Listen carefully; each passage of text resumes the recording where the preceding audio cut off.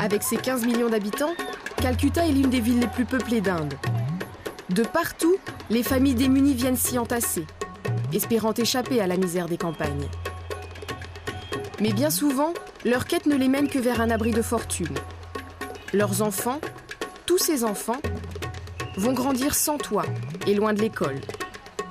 Pour eux, avancer dans la vie sera une lutte de tous les instants.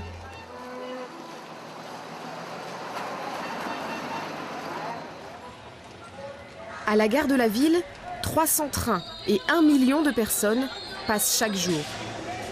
Dans ce flux incessant de voyageurs, des enfants errent. Certains sont orphelins, d'autres ont perdu leurs parents dans la foule, d'autres encore ont fui une famille trop pauvre ou trop violente. Exclus de la formidable croissance de l'Inde, tombés trop tôt du nid familial, ces milliers d'enfants sont condamnés à survivre.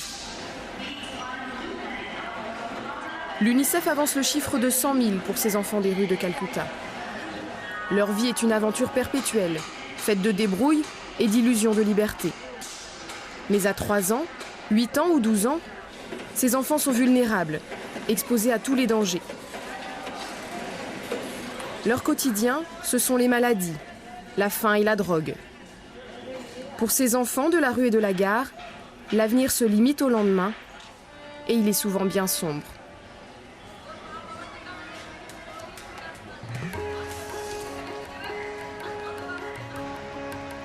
Tous les passants ne sont pas indifférents au sort de ces enfants.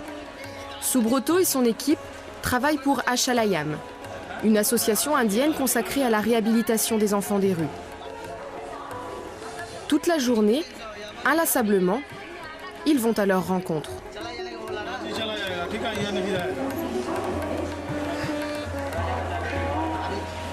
Parfois, ce sont les autorités elles-mêmes qui signalent la présence d'un enfant perdu. Ici, tout le monde connaît le stand d'Ashalayam et le travail de ses éducateurs.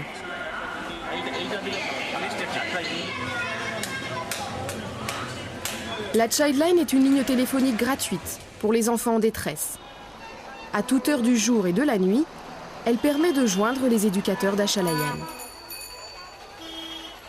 Première urgence lorsqu'un enfant est repéré, l'amener au siège de l'association pour le soustraire aux trafiquants et à toutes les menaces de la rue.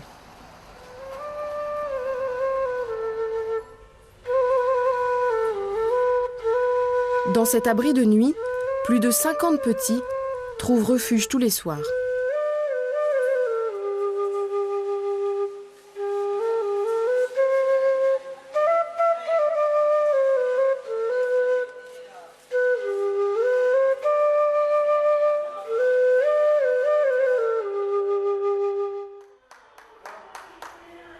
Une fois en sécurité, ces jeunes rescapés de la rue peuvent commencer à oublier leurs cauchemars.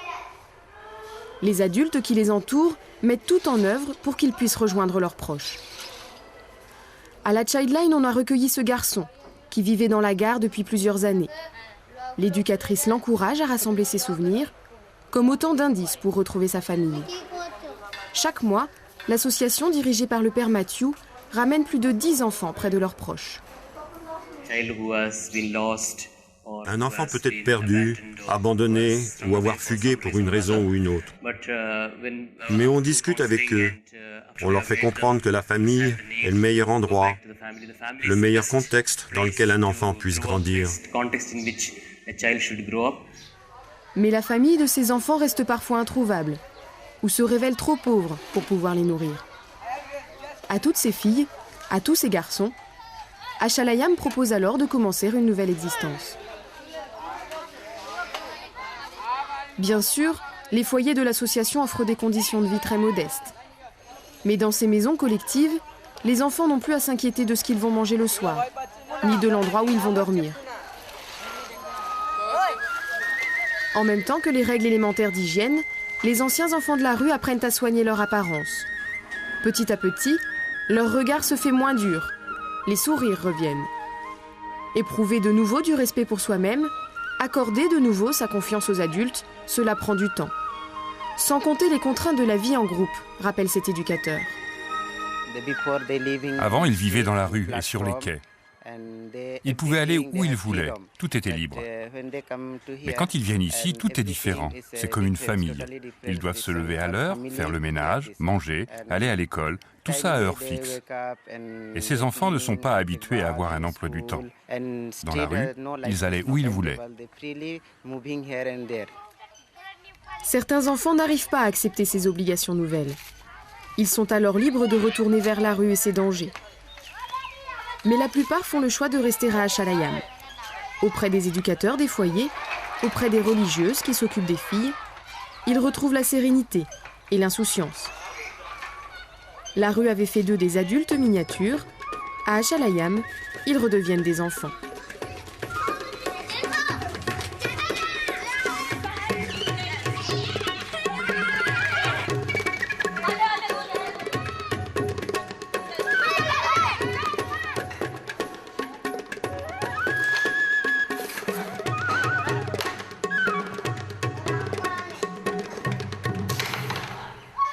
Pour pouvoir rester à Achalayam, les enfants doivent se plier à quelques règles simples.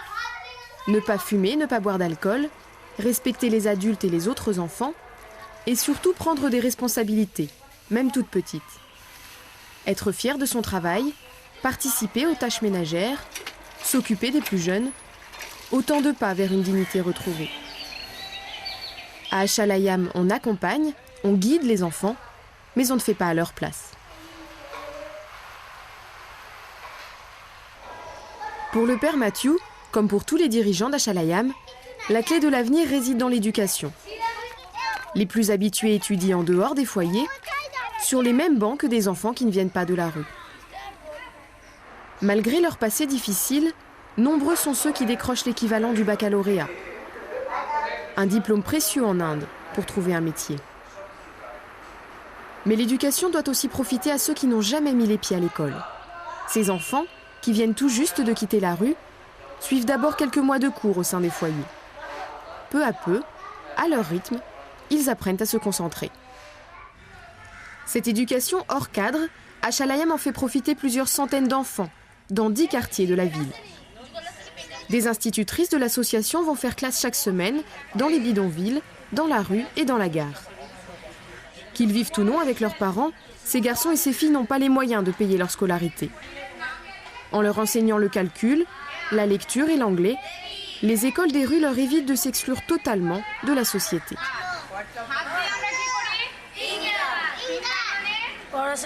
Moi, je veux faire des études. Je connais déjà un peu la couture, mais je voudrais apprendre encore l'esthétique ou l'enseignement aussi. Grâce à la clinique mobile mise en place en 2001, Achalayam offre aussi un suivi médical à ces centaines de petits élèves. Ces docteurs un peu particuliers vont d'une école des rues à l'autre, dans tous les quartiers défavorisés. Chaque mois, Achalayam amène ainsi un médecin à la rencontre des enfants les plus démunis. À sa création en 1985, Achalayam était une simple cabane pour une dizaine de jeunes. Aujourd'hui, dans 24 foyers, l'association accueille plus de 600 garçons et filles, de toutes castes et de toutes religions. Grâce au soutien de ses donateurs et à la collaboration avec d'autres organisations indiennes, Achalayam a pu embaucher des professionnels et enrichir sa pédagogie. Ce jeu de société, par exemple, est entièrement consacré à la prévention des risques de la rue. Par ses actions, Achalayam incite les enfants à se défendre eux-mêmes. En parallèle, l'association fait pression sur les autorités indiennes pour que les lois protègent mieux les garçons et filles de la rue. Avec l'acquisition de nouveaux locaux, la prise en charge de la santé s'est également améliorée. 4 infirmeries ont vu le jour en quelques années, de même que des salles informatiques, qui permettent aux plus grands d'acquérir des compétences précieuses.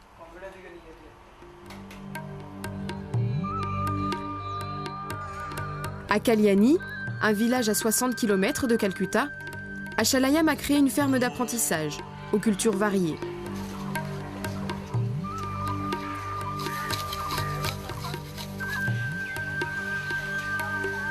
À ces garçons que la ville a trop abîmés, William et d'autres professionnels enseignent le travail de la terre. Les garçons d'ici sont les plus handicapés socialement. Ils ne peuvent pas aller à l'école ni faire une formation technique, donc ils vivent ici. Si on les laisse seuls, ils retournent dans la rue. Ici aussi, l'aide des amis d'Achalayam fait évoluer les choses. Cette machine vient du projet AI de nos amis français.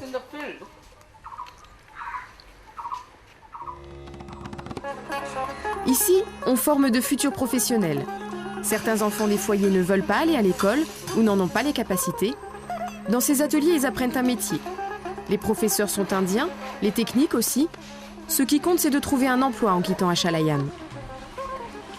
Depuis 2003, les filles aussi peuvent se former. Pour elles, ce seront les professions de la couture, de la coiffure et de l'esthétique.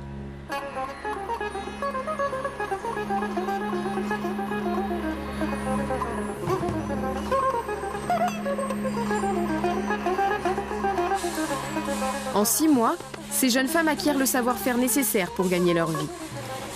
Elles en tirent les moyens de leur indépendance vis-à-vis de leurs parents ou de leurs futurs maris. Avec cette formation, c'est tout leur avenir qu'elles prennent en main. Bienvenue à l'Asha Shop. Dans ce café-magasin niché au cœur de Calcutta, des jeunes d'Achalayam s'initient à la vente et au service.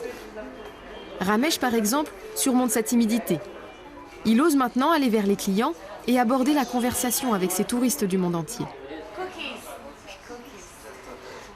À l'Asha Shop, toutes les dépenses sont solidaires. Cet artisanat provient exclusivement des ateliers d'Achalayam. Certains objets nécessitent du savoir-faire, d'autres simplement de la patience. Car comme l'école, la formation professionnelle à Achalayam s'adapte aux capacités de chaque enfant. Les plus jeunes, ceux qui viennent tout juste d'arriver de la rue, commencent par de petites tâches pour apprendre la concentration et le respect des consignes.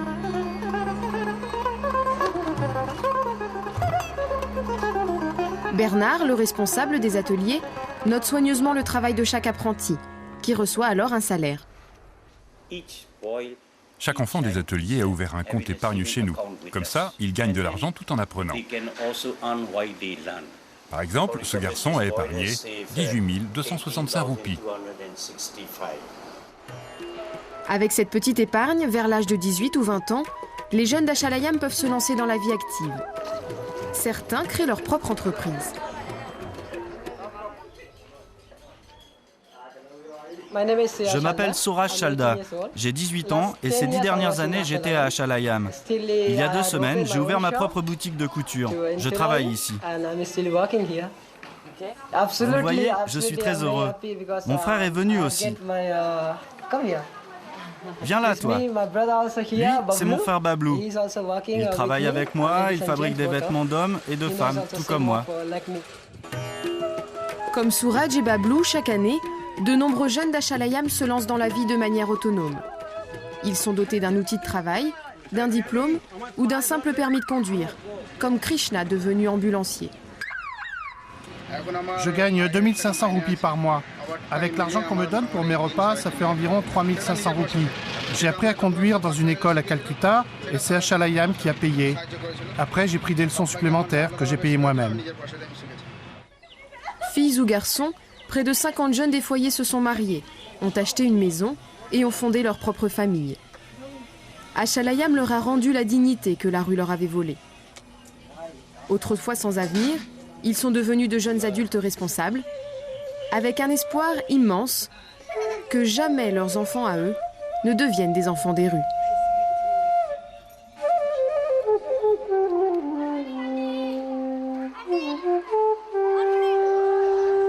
Le dernier dimanche du mois, les jeunes d'Achalayam organisent une méla, une grande fête pour tous les copains qui vivent encore dans la rue.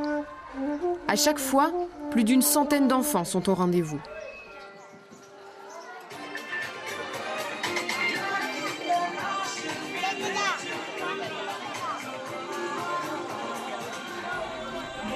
Les repas leur réchauffent le cœur, les soins réparent un peu leur corps meurtri par la rue. Et l'espace d'une journée, ils retrouvent une vraie vie d'enfant.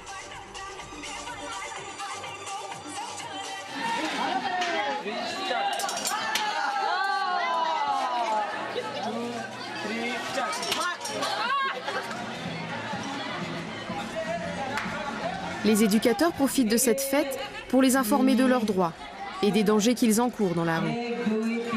À la fin, lorsqu'on leur propose d'intégrer Achalayam, beaucoup se laissent tenter.